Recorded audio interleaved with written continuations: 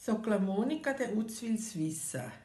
Després dels esdeveniments de l'octubre 2017 a Catalunya, vaig començar a aprendre el català per entendre Catalunya i la seva situació. Primer vaig llegir diaris, escoltar la ràdio i mirar la televisió en català. Havia après llatí, francès i italià a l'escola i això em va ajudar molt.